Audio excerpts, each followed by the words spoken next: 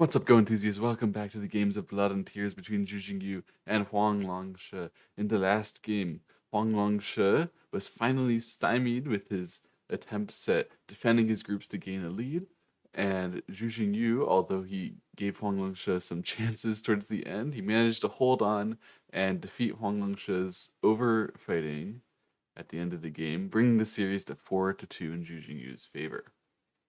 Huang Longshe looks to strike back today. He plays in the corner first, and then an approach after Zhu Jingyu favors the top side with his 5-3. And Huang She is already maybe a little bit more center-oriented in his defense, that jump first and then playing away. All very sensible stuff so far, of course. This is sort of a funny corner variation in the upper right. You would never see this these days because we recognize that the corner is bigger than the sides. we know that. But they also knew that, and they just thought that if black answers like this, black seems a little too passive, too many stones on the third line. If black could like rearrange his stones, he'd happily push this stone on the fifth line up one and try to build the topside territory. But since he couldn't do that, he decided just to omit going to the corner and build the topside territory directly. This is not recommended, and Huang Longshe gets to take away the corner because of that. You can see that white stones taking some territory on the right side have just clearly more profit than the black stones in the top. Unless black can, manage to make this really work. So he tries a bit. He exchanges a couple times in the upper right corner. These exchanges are actually just bad, to be honest. This didn't make any benefit for black, and white is just a bit stronger now. So black has no more option to easily expand on the right side because of those exchanges. So he plays sort of passively like this. Huang Longshe's opening is much stronger than Zhu Jingyu's. I think it can be sort of seen from this example, where even though this is a 3-stone game, black's potential areas are just not threatening in this board. White doesn't have very much for areas for himself, but already I can sort of feel that this is the kind of game Huang Longshe should feel confident to turn back. There's nothing that Zhu Jingyu has that is scary or easy to challenge. So what can Zhu Jingyu do but try to use his pressure against the weak white groups? He tries to immediately defend his stone on the bottom side and take away the base of these 2 stones. It's a very valuable move. I like it. And white runs with those 2 stones to the center. It can be valuable, but I think the corner is pretty important, and Zhu Jingyu agrees. I really like this move from Zhu Jingyu. Jumping down, it secures a lot of potential territory, and it also takes away a lot of potential space that white could have used to make eyes. White still kind of wants that. We see Huang Longshe exchange this a lot after black jumps down. It seems to be something of his favorite variation to play this second line kick and fall back, but this is really pretty rarely going to be good. Just from the sense that black gets the next move entirely. He can spend it to defend himself or wherever, and what Wei has gained is just strength on the side here, which he can try to use to fight against the corner. If he can't make any fight, then this is not going to be speedy at all for White. White didn't clearly get anything valuable with his move that he just spent just now. So to make it valuable, he has to use the weaknesses in the corner. And that's why White plays the clamp. He has to try to ask black, hey, are you going to back off now and then let me try to play the ko underneath and try to save in the corner directly? Or are you going to try to split me and then I have some chances to save the corner separately later? Or I can just ignore it for now, because if you would save the corner separately, if he goes all the way in like this and like this and does it way too early, this is way too early if he does it right now, black was going to be very satisfied just to get some small squeeze, and then the next move to defend his group and attack this white group. The corner is just not big enough. So white says, okay, I can live in the corner later. That'll have to be good enough for now. I can still defend this group. So then we keep some pressure on this black, and as it runs out, I'll try to defend myself with its movement. And black doesn't run it out. He tries to attack from the other side. It's a good move, honestly, from Zhu Jingyu. White plays this tiger's mouth, and black plays double hane. So at this point, it's like a little bit much, I think. We're really, really expansively trying to build the right side. It's not that the right side is really that important, though, on the board. And white plays now the connection here. Because black played double Hane, it created a lot of weaknesses in his own shape. He really has to answer this somehow. He chooses to answer it outside like this. If he had just extended directly instead of playing the double Hane, then this move may not have been as clearly sente for white, because it was forcing. White manages to get back to play here, and black finds that he does not actually want to continue. The intent of the double Hane, for that to make sense, would be that you're going to keep on pressing from the center, that you Hane now and keep on building. But black chooses instead to play the peep. So you can see this turn, it ends up making a sort of split shape. White is sort of pushed out from that turn. But that doesn't mean that it was strictly wrong for black to change his mind here. It's more that just the original intent was a little bit muddled and confused. And black is correct, basically, to continue to defend his group on the bottom side now. He can take what he had over there, and now he's just going to try to extract value from Huang Longshe's weak group in the form of strength of his own weak group, which is usually the best place to get value with an attack. Huang Longshe continues with this attachment, which is a quite aggressive way to run. Of course, black usually likes to connect and cut, if at all possible. And here, Huang Longshe, for that attachment to make sense, he has to show that he can actually use that stone somehow here. If you had just Atari a bunch of times in the center, I mean Atari and push a bunch of times, then it wouldn't really be that effective. It's more like helping black secure some space. So he pretty much has to extend. This way, you can see the more that I push here, the more it looks like black has an area in the center. The more that I would just, imagine this is already kind of black's. It's not like white can save that stone. And then if that's already kind of black's, then white has pretty much already lost the fight, even if he can manage to save his group pretty nicely in the center here. Black got some territory benefit, and if he has nothing to pay, it was just good for black. So it makes sense that Huang Longshe, if he played originally that attachment, he has to extend here. It is a bit dangerous, though, because at this point we're starting to get in something that looks like a capture race between the black group on the bottom side and the white group on the bottom side. They may both be surrounded, and white takes the first step to try to make that happen. A capture race between these two groups is a little bit unclear. White has some potential eye shape, black has some potential eye shape. I wouldn't be sure who is going to win a capture race like that, but Zhu Jingyu, I think he also is not so sure. So he doesn't dare to try to enclose white. He could have tried at that moment. Playing a Hane here and then continuing directly to race against this white was possible. It was just so risky, and Zhu Jingyu has a massive lead, so no need to take the risk. I actually support Zhu Jingyu's method here. He bumped one time and then fell back. That means that now if he encloses, the capture race is pretty likely to be good for black, so white needs to run out. And at that point, black has the time to save himself separately on the side. So black's plan was, I could go for some crazy fighting, race each other and try to out-muscle Huang Longshe in the capture race, but instead, why don't I take the peaceful route, simply defending himself in relatively decent shape on the bottom side?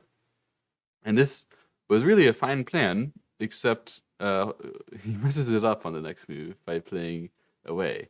He is technically alive already, that's true, so he can play away, but white gets this turn and it's forcing. If black wouldn't answer, there's a couple ways, so black does answer. If black would just play some other random move, then white could play here, and you can see this is just not enough space for two eyes for black. So he did have to answer that. And the reason why it's a mistake to allow this is very commonly a turn that's just for free. Sente, meaning black's move, that's the response to your forcing move, is not very useful. This is very, very good for white's chances in the local situation, and white would have been much more afraid of black just pushing here. Then if white answers, then black could still play away, and white doesn't have the same kind of forcing move. I mean, he does, but his shape here is much worse when there's the cutting point there and the peeping weakness in the center. Allowing white to fix his shape so cleanly like this was not good for black. Okay, and then white continued by jumping, and white is already sort of looking to link up these two weak groups. Black ignores that, so he jumps on this side. I have to say this is probably a mistake to allow white to get this kind of nice shape. The biggest switch possible in Go is to turn a negative asset into a positive asset, and negative asset in the financial term we call it a liability, right? Both of these two white groups are liabilities to white. What I mean by that is that black should be able to harass them in order to gain territory. Both of these groups are not settled, they're not alive, and they're not that far from being surrounded. So at this moment, if black would have played some aggressive moves like this, then each of these groups would have had to pay black to save themselves. It's not really possible for white to make any clean fighting. So more likely that white would be, if this kind of move happens, would be paying black his own safety on the left side and be paying black the corner and territories elsewhere. You can see black is naturally making territories as white saves these two groups. That's because each of these groups are liabilities, and it's actually an asset for black that he should be able to get something from them. In this case, when they connect like that, they're not really easy to get anything from anymore, and instead they form power. Because these two groups, now that they're all linked up, they should have plenty of eye-making potential in all the area that they have access to. Black can't really attack them, and instead they've fully surrounded this group in the upper left corner, and actually that group has to pay a little something to white. So black needs to figure out how to defend it. He chooses to defend it like this, which is not a very good move. It's not very efficient to play an iron pillar. We call the shape with two stones connected like this an iron pillar, if it isn't connected to any white stones. This shape is the slowest shape, but the strongest shape. So you see it all the time, for example, on the bottom side, that you have very fully and solidly connected stones, but usually only when they're in contact with the opponent, because they're forcing you to be that solid to maintain your connection. When you're just this solid by yourself, usually you could have been a little bit faster and then still had the same kind of thickness. So this move would have been better, and a couple other moves would have been better. This one is very, very rarely the correct shape for black to choose. And so white continues to harass. He says, hey, you didn't take control of the corner, and black plays this move. This is a really ugly move, to be honest, just forcing white to answer, and black plays another ugly move, sort of forcing white to answer. But Huang Shu actually answers a little bit unusually by playing this double tiger's mouth. The standard shape answer that you should expect is for white to connect here. That gives white the best power in the center, and Huang Longshu's move has the serious downside that black can play an Atari that's also a cut in Sente. Instead, if white had played here, Huang Longshu had something that he was afraid of. He thought black will play here, and then black will wedge if white plays to cut. Now you can see that this gives enough timing for black to link up underneath and link these two weak groups together. And this creates the same kind of negative asset liability into positive asset that I described when white linked his two weak groups together. Black does not need to care for either group anymore, both of which would have had to pay to save themselves before. And now they can even be strong enough that if white tries to outline some secure area in the bottom left, then black can consider directly using this power to help him invade. And so that's what Huang Shu is denying when he played like this. But to be honest, we know now in the modern day that you don't really need to fear so much that your opponent connects under on the second line. So he could have played the natural shape and just let black play underneath. That would have been fine. But this is not so bad either, and it gives black more practical problems in terms of how he's going to save all of these weak groups. He still has to save the upper left, the left side, the center. Black is actually starting to rack up a tab of debts here. He makes that Atari, that's Sente, and then he plays this diagonal move. White, of course, cuts to ensure he continues his attack, and black secures his upper left corner territory with this push. So this means that black should be alive now. He has enough space here that he doesn't really have to worry that he would directly die. And so white comes back to fix in the center and make sure that his two groups are solidly linked up again. This is important. If black could run, then again, each of the two white groups has to pay to save themselves again. Black continued by saving his group on the left side with a territory making move. But it's a little bit suspicious to do this at this timing when you had these two groups together. It's more natural to want to link them up. And so Huang Longshe exchanged one time in the upper left. That doesn't really mean very much. He's just trying to annoy Zhu Jingyu about the potential life and death problems in the upper left. And then he plays this attachment. And the idea is very clear. I'm not going to let you connect to your center 3 stones. So each of the two black groups has to take care of themselves by themselves. And Zhu Jingyu plays a Hane. In general, we respond to the attachment with the Hane. And Huang Longshe keeps his language going.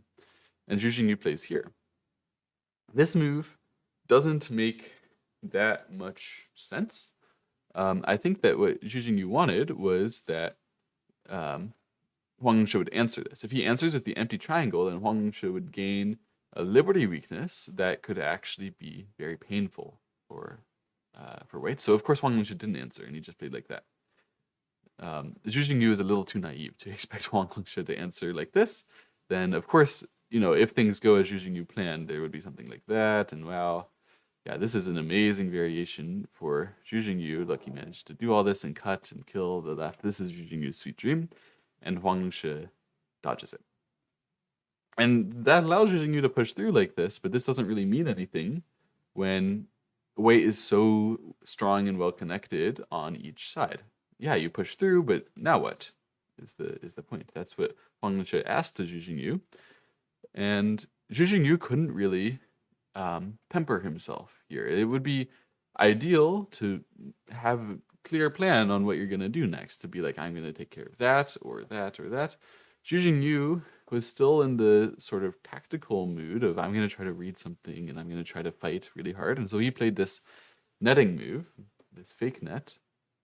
But to be honest, everyone at this level should know that this move is just not going to be good. Even I think most of the viewers should know why this kind of move is not good. We all learn as double-digit Qs. If you try to net and you don't have enough power to back it up, the other guy will cut, and then you get shattered. White is breaking black apart here. Although black may just decide to say, I was just sacrificing those 3 stones. It's just a joke. It's just, it's just a prank, bro. That's what Zhu Jingyu says when he connects here and allows Huang Longshe to do this. It was just a prank, man. Don't take it so seriously. But it doesn't make sense. White has all of this center territory, and black didn't actually get anything.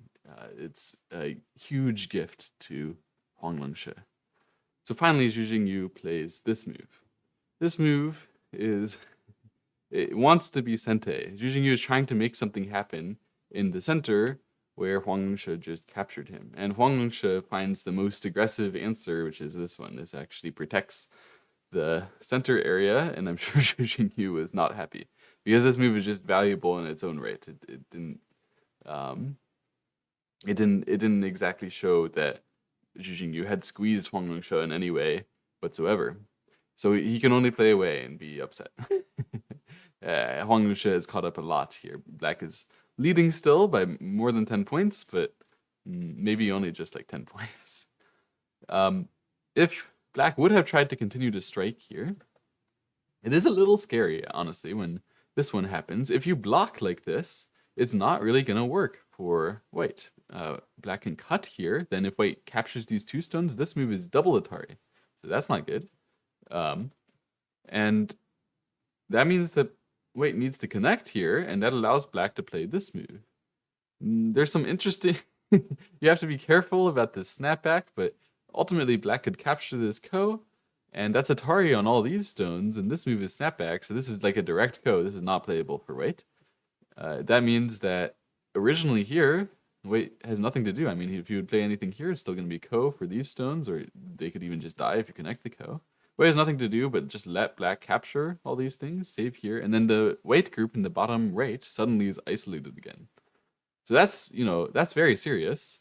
But the reason why Huang Lingshe played this move is that he planned to connect here instead. That means that even though black can get that cut as a forcing move, white's jump is perfectly positioned to play as a connection, a tiger's mouth in the center, and seal these black stones in. That's why black just gave up. He just played away now. White played this cut, which is a really nice move.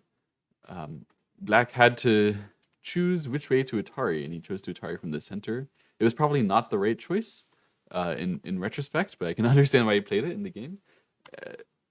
This way, black can capture the entire 3 stones in the entire corner, but this descend is forcing for white. White can threaten to capture these 4 stones, and that would squeeze away the side territory most of the time. I mean, getting any kind of first line move lets you just dive in further, and black is running out of his potential eyes on the left side. But white ignores that for now and handles the top side first. He plays this jump. Yeah, if black had not allowed this move to be forcing, which would be like this, then he could have done that, but black would have given this sente to white. So white would have gotten that tiger's mouth as an Atari, and it would even be a little annoying when white will get this later. That's probably going to be white's rate, but I don't know. This way was probably better for black than the game. Anyway, we have white looking in to reduce the top side, looking to maybe make an invasion and start attacking this stuff on the top side. But he played so far away originally that it looks also like white might be able to be cut. And so that's what Zhu Jingyu focuses on. He says, hey, maybe I can cut you here. White plays the outside Atari, very standard. And Zhu Jingyu realizes that he can't do any very serious cut. And he just chooses to play the crosscut. So anything like this, it's not going to be reasonable for black to continue to go all the way through and do a cut like this. First of all, white manages to cut over here as a forcing move. And then even after that, white can continue to think about squeezing these 2 stones, or just in general saving naturally and counterattacking and using the weakness of the black here and coming back to kill the left side. Like, this is doomed. So he just tries to cut in a more soft way.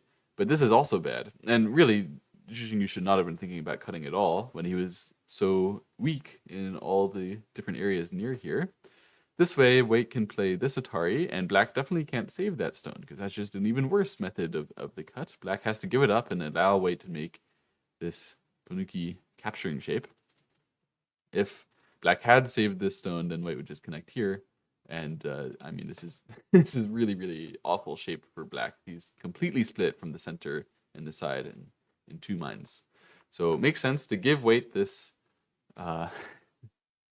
capture, but that just means that white is super alive on the top side for free and can do anything now. White has caught up so much. I mean, each of these middle game fighting variations has worked perfectly for white. White is actually almost already even. Black only leads by a couple of points now. But it's never quite that easy, is it, in these games? Huang Lingshe continues with this Atari, which is a bad exchange. Of course, when black answers here, white doesn't have any immediate strike. He just continues to play away somewhere. Then he should have reserved this. There was no reason to exchange that right away. A lot of the time, instead, you're going to play the cut Atari to force your opponent to take an empty triangle if you end up fighting in the center area. This is a bad exchange by Huang Lingshe. And then he plays this move, which is pretty mysterious to me. I have no idea why he decided that this even could be a good move, because it's pretty obviously, to me, locally worse than your other options. It's forcing, so this move threatens that white can invade to the point that my pointer is on right now, and then black would have no option but to just die, so black needs to answer that. It's pretty obvious. And then the other threat of this move was to play in the corner, like this. So I think he got excited to just play this kind of double threat move, but it's pretty obviously better to play the throw-in first. Um, if you play the throw-in first and then black answers here, and you capture the ko, then black has to make the first ko-threat. But in the game, he did this, and then white has to make the first ko-threat. This is like really elementary stuff, to be honest. And it kind of baffles me that Huang Lingshe messed it up. But that's what happened, and Huang Lingshe lost a ko-threat for free and continues to play this ko. Even, honestly, disregarding that he didn't do this optimally, I can't even really support going for this ko at all, honestly. I don't think it's that big. If black would just sort of passively allow white to capture some stones and work his way into the bottom right corner, that's not as big as some of the other things going on the board, notably the left side here. This group is still quite weak, and there's a whole open corner next to it. So I think that securing this corner is very big, but they clearly weren't of the same mind, and so they were fighting this ko very hard. And even Huang Lingshe used this move, which is the sort of force win the ko move. Black can play the connect and can take the corner.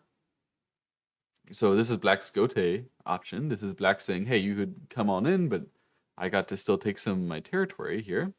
I think Huang Lingshe is pleased to have just reduced the corner and taken away the territory in forcing, and then could play away. So he played this cut. But yeah, first of all, it solidified the corner territory, which, wait, I already showed you that Wei could have invaded this anyway. So although he got to reduce it as a forcing moves, it doesn't actually like necessarily gain anything. That wasn't really black's to begin with. And then secondly, I really dislike this direction of attacking by Huang Lingshe. It feels like a little bit of overfighting again. If he would have just played a more casual attack from the side, so you can play this move or also this move, or basically equivalent in terms of what they're doing. They're preventing black from making any eyes in the bottom left corner. Then you could maybe expect black to connect here, and that would be fine. And then you can be satisfied. It's just with it that you got so much territory. But Huang Lingshe is not satisfied with that. He thought, I'm gonna try to press harder. And black made some squeezing in the center. These forcing moves are not really that good for black. It isn't really that obviously useful, but it's okay. And the most important bit is that it was forcing, and black got the right to come to the bottom left corner now. And yeah, this is not comfortable for white at all, because this black group will not die. This is so much space.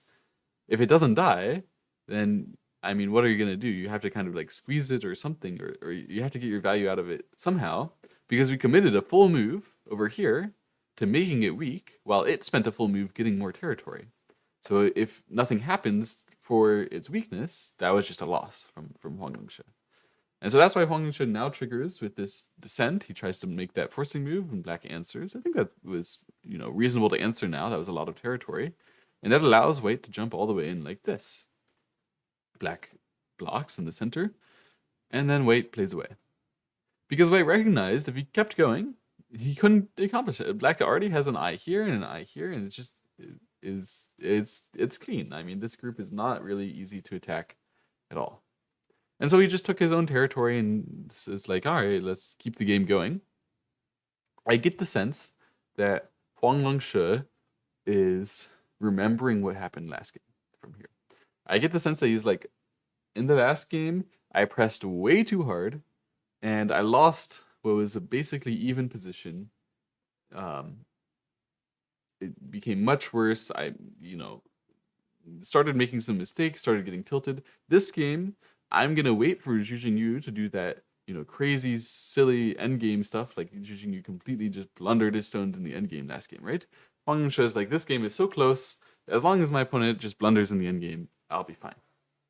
And so that's, I think, what he's doing here. I think he's just chilling. He's just going to play a more casual, more normal, straight-on endgame because he thinks the game is close. And it is. This game is still close, even though he lost something there. Black only leads by a handful of points. And black plays this bump. So this is to defend his weaknesses on the right side, stopping white from doing any like attachment shenanigans, using his center stone and that stone, preparing to invade or anything like that.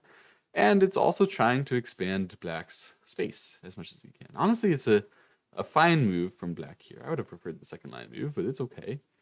And Huang Shi sort of justifies using his moves when he goes up. If we're going to play an endgame, it's better to play down. There's not really anything in the center that's worth controlling here. I mean, Wait can still look to push through in the center here, and threaten to capture these 3 stones or to just break through. And so there's really very limited territory to imagine in the center. But Huang Shi emphasizes it, I think, because Huang Shi is from the ancient Chinese era, and they did not try to win grindy endgames back then. They tried to win by fighting. So bump, you extend up, is the most natural thing to do. In general, when your opponent bumps you, you extend up and you win the fight from that. Usually this is just a bad shape for black, but in this case, it gained a lot of endgame. And Zhu Jingyu continued by preventing that push through from Wait in the center. Okay, and Wait did this push and black blocked, so black still has that 2-eye setup that is pretty easy to continue with, and Wait just quits and takes the big stone in the upper right corner. That's fine, and black plays here, and this is also fine. It's a really big endgame. White plays here to fix that cutting point in Sente. It was a pretty clever move. It's like black was trying to put pressure on Wait, that Wait would have to play some very passive move like this. Instead, by playing here, Huang Longshi has put pressure back on Zhu Jingyu. Hey, I'm going to get away with this. That was forcing, and then I'm going to go do some valuable things. So he jumps down to reduce the potential area on the right side from black. It's a forcing move, so it makes sense for black to answer. This also looks to be forcing. Black should answer because it allows black to prevent White from getting any eyes in the corner. That's actually like really big, whether White could capture or not. And White pushes that time once. Black plays here. This is honestly where Huang Longshi made the losing move. It was just now, before this, when Wait pushed through and fell back there. He, I'm sure, did not see that black was going to bump here. This bump was really nice by Zhu Jingyu, and it's a great move. It means black plans to live in the corner with his Hane, or to live in the center. It's not a just, I'm going to live passively sort of move. I think that Huang Yongshi probably wanted black to live passively like this, and then we could make this peep, we could make this move, we can make a full sacrifice here. Now this is what Huang Yongshi wanted. Some variation like so, where black is just going to have to end up cowering for his 2 eyes, and black gets the corner territory. This one, on the other hand, Zhu Jingyu is asking for the corner territory himself. And Wei can still get this peep, but he can't actually do anything to attack this black severely. It's going to save itself with these 2 potential eyes and the 1 secured eye. And what this bump has already done, besides that, is it's taken the corner territory. I showed you all of that corner territory could have become Wait's if he'd tried to harass the eye on the side first. He lost it all, and he got this remaining very big endgame. That endgame is probably bigger than some of the other ones that they played, but it's pretty close, so it's okay. The most important thing is that White's direction of attacking this group was too argumentative. It was trying to press on Zhu Jingyu a little too hard, and Zhu Jingyu found the right ways to dodge, found the right ways to get it across. If instead he'd started like this, it's actually much, much more dangerous for Zhu Jingyu. The game just continues something like this, maybe not exactly this variation, but you can see that black is still having some troubles making his 2 eyes. There's still chances for White to do stuff like this peep and all that, but White has started this variation with a huge advantage in territory compared to the other variation. And so I think this endgame is much, much more winnable for Huang Longshi than the one that he went into. This way, he lost the corner territory with his attack, and he just had to sort of cower back, save a little bit of potential territory on the top side, try to reduce a little bit of the center, and the endgame was not too bad from here. This move is also a mistake, admittedly, from Huang Yongshi. That exchange just now, it just lost a lot of potential territory compared to if Wei had been the one to have played this Hane first, it's a big gain. Even though black has this, like you aren't scared of this kind of stuff. Um, the potential to make that forcing move in the corner, maybe it wouldn't be exactly forcing, but that's the kind of pressing that Zhu Jingyu would have actually had some, chance to lose some points to. Instead, he just allows Zhu Jingyu a very comfortable option to answer on the top side, securing a little bit of potential territory on the top side, but it would have been secure pretty much anyway. Finally, Huang Lunshe presses this black group just enough to make it actually respond, and so he gets a little bit of corner territory back, but you can still see that this is shrunk so much. The game continues where Wei allows black to play that ko a little bit, trying to take the most of his center territory that he possibly can. Wei pushes through, connects back connects here. This is fully connected for black, and it's even still threatening to push through there. So black makes sure he is absolutely 100% fully connected, and the game ends. The game ends because Huang Lunshe resigned. He couldn't catch up the territory, even though all the way back near the end of the middle game, the game was so close, and black was only leading by like a couple points. At the end there, when Huang Lunshe resigned, black was leading by 4 points. Black even gained in the end game against Huang Lunshe. I think it shows, first of all, Zhu Jingyu is not so bad at the end game. I mean, he played pretty well this whole stretch, and especially that bump in the bottom right corner, very striking, good move. And the bump over here, not a bad move either. It shows how Zhu Jingyu could use those bad shape moves in order to make his territories bigger. He knew that pretty well. And he played a clean endgame here against Huang Lunshe. I think it also shows Huang Lunshe, first of all, his strength is in the endgame. No one is studying Huang Lunshe's games for the endgame skill. They're studying Huang Lunshe's games for the tactical vibrance, the soul that he has in the middle game. It also shows, I think, that he was still tilted. I think that Huang Lunshe could have played this latter half of the game better. I don't think that he pressed on Zhu Jingyu very hard, because I think that he didn't want to press on Zhu Jingyu very hard. I think that he had been, at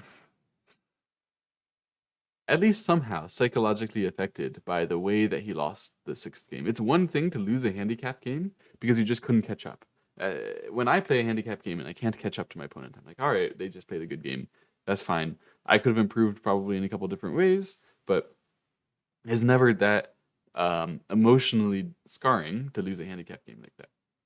It is annoying when you give someone handicap, you bring it back to even, and then you lose. That kind of game, I get quite upset with myself about if I lose it like that, which has only happened to me a couple times, or honestly, now that I think about it, just once, as it actually happened to me, my Go career, but I still remember, even though that was years ago.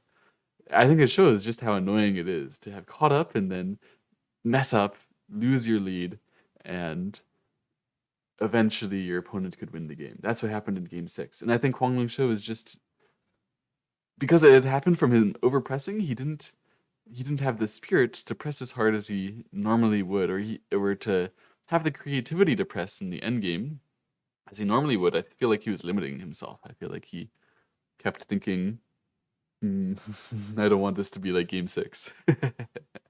Of course, it's all speculation because these players never did an interview and they died 400 years ago.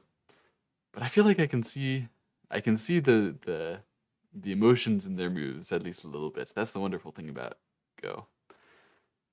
Even after they're long past themselves, their Go games are mean.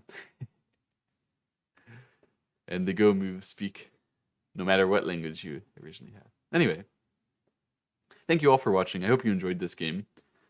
It's a bit of an annoying end, I'm sure, to Huang Lunshe. But luckily, next game, not annoying whatsoever. Actually, just a straight up banger game. Great game. So I look forward to sharing with you game 8 in the near future. Make sure to sub so that you can see it.